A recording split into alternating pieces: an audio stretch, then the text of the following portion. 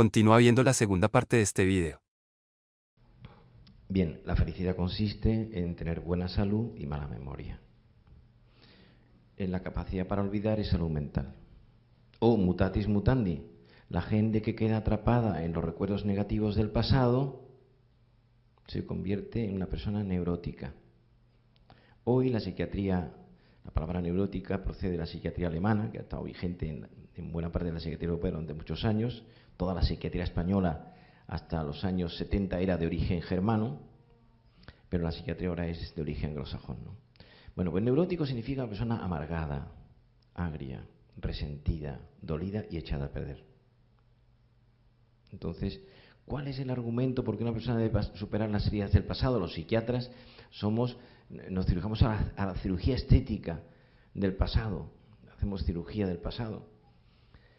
Pues bien, ese es el argumento, porque si no te conviertes en una persona resentida. El diccionario de lengua española, yo tengo un diccionario de sinónimos y antónimos de Corripio y otro de Corominas. En Corominas dice resentimiento, palabra que aparece en el siglo XII. Definición: sentirse dolido y no olvidar. Bien, este sería el primer consejo. Segundo consejo para ser feliz: ser capaz de ver, de descubrir las cosas positivas de la vida, la personal y del entorno.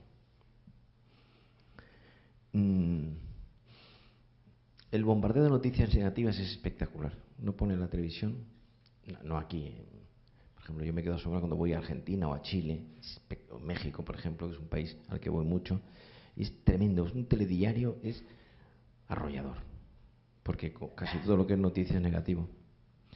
Y entonces pues uno se queda impactado de las cosas que se pueden decir, ¿no? Entonces hay dos modos de escapar de esto en la sociedad actual. Uno son las revistas del corazón. Me dicen muchos pacientes míos, doctor Rojas, me relaja mucho ver la vida de los famosos rota.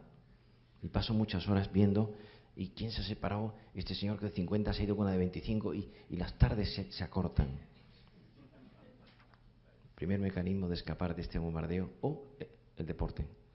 Fútbol a todas horas, en cualquier momento. Hace poco, estando en Argentina, en una conferencia, un ciclo de conferencias mía, me preguntó el señor: ¿usted de dónde vive usted? Digo, yo vivo en Madrid. Y me dijo todos los jugadores del Madrid, del Atlético y de tal. Y le dije: hay uno que se olvida, un jugador muy importante, que se llama Rajoy. Dice: no me suena.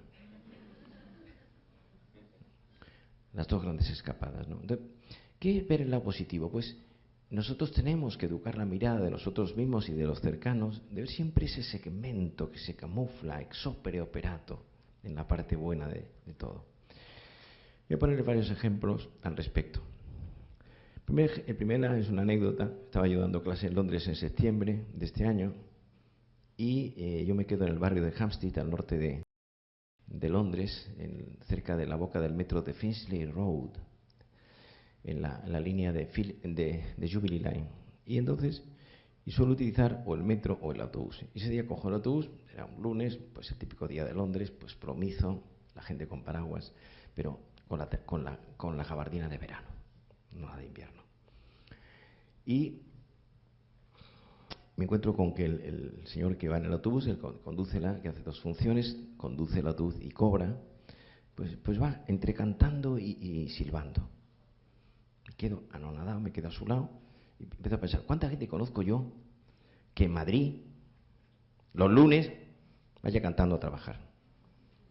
Entonces me quedo a hablar con él, digo, bueno, así practico además en inglés. Le pregunto: ¿está usted muy contento? Le digo: lovely day. Dice: sí, un día maravilloso. Bueno, no llovía y hacía 20 grados. ¿Y está usted muy contento? Y pues sí, muy contento y tal. ¿Y por qué? Me dice: pues porque lo tengo casi todo. Estoy en la compañía de Londres, de autobuses de Londres, vivo cerca de aquí, vivo a hora y media de donde estamos, tengo 2 hijos, y me gusta lo que hago. Me pregunta: ¿usted a qué se dedica? Digo: soy profesor de medicina. Le dije: ¿y de qué asignatura? Digo: de psiquiatría. Dijo: ¿qué tal está la salud mental de los ingleses? Me pregunta, y digo: me falta información. Bueno, la felicidad no depende de la realidad, sino de la interpretación de la realidad que uno hace. En ese momento, a pocos minutos de allí, en Westminster, los operadores de bolsa, con 3 teléfonos, preocupadísimos por la subida, por la bajada, conectados con la bolsa de Nueva York o de Tokio. Estar contento con uno mismo. Este hombre, feliz, cantando. Esta es una anécdota simpática, pero me voy a varios personajes de la historia que tienen peso y medida, ¿no? Que no son light. Siglo XVI. Yo tengo pasión por un personaje del siglo XVI que se llama Tomás Moro, fue Lord Canciller de Inglaterra en la época de Enrique VIII. Y Tomás Moro, en aquella época tampoco había psiquiatras, Tomás Moro pues fue amigo, dentro de lo que se puede ser amigo del rey de Enrique VIII, y Enrique VIII le gustan mucho las mujeres, le gustan mucho las faldas. No había periodistas del corazón, entonces se sabe que tuvo 6 mujeres. La primera fue la mujer de su hermano, el rey Arturo, Catalina de Aragón. Luego tuvo pues Ana Bolena, la Seymour, Catalina Parr, bueno, 6 que se sepa. Y quiso anular su matrimonio apoyándose en un texto del Levítico, y Tomás Moro no firmó un papel. Solo era la firma suya, pero no lo hizo. Y le quitaron su cargo de Lord Canciller de Inglaterra, se fue a la cárcel, y Tomás Moro muere en 1535 en la cárcel de Londres. Escribe muchos libros, La Utopía es el más conocido, pero a mí me gusta mucho más el último libro de su vida, que es Historias desde la cárcel. Y dice Tomás Moro, recuerda un texto clásico: Quid nil adventes et omnium possidentes. Repite: soy como los que nada tienen y todo lo poseen. Y escribe en ese libro, él sabe que iba a morir por un verdugo le cortó la cabeza, la guillotina se inventa 2 siglos después. Y Tomás Moro dice: estoy feliz porque muero por mis ideales. Muero fiel a mi Dios y amigo del Rey. La felicidad no depende de la realidad. Otro ejemplo, nos venimos al siglo XX, Rusia. Alexander Solzhenitsyn ha escrito una carta metiéndose con Stalin, y entonces esto se llama delito de sedición. Y fue a parar a Siberia, tuvo 8 años, perdió 30 kilos de carne, fue tratado como un animal, y escribe allí 2 libros muy importantes. Uno, Un día en la vida de Iván Denisovich, un texto ontológico, un libro de 100 páginas que se lee en una tarde, y otro, Archipiélago Gulag. Y salió el libro de allí, camino de Suiza, y años más tarde, en 1970, se le da el premio Nobel. Y escribe ahí: estos han sido de los años más importantes de mi vida. Yo estaba muy contento allí porque yo estaba haciendo algo contra el poder terrible del comunismo.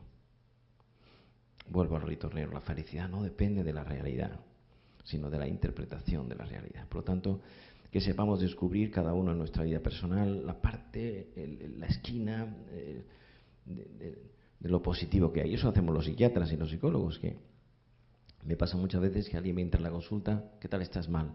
¿Cómo te encuentras de ánimo? Muy bajo. Y 40 minutos después de la sesión clínica con alguno de nosotros, pues sale mucho mejor. Hemos cambiado el enfoque, la forma de mirar su realidad. Continúa viendo la tercera parte de este video.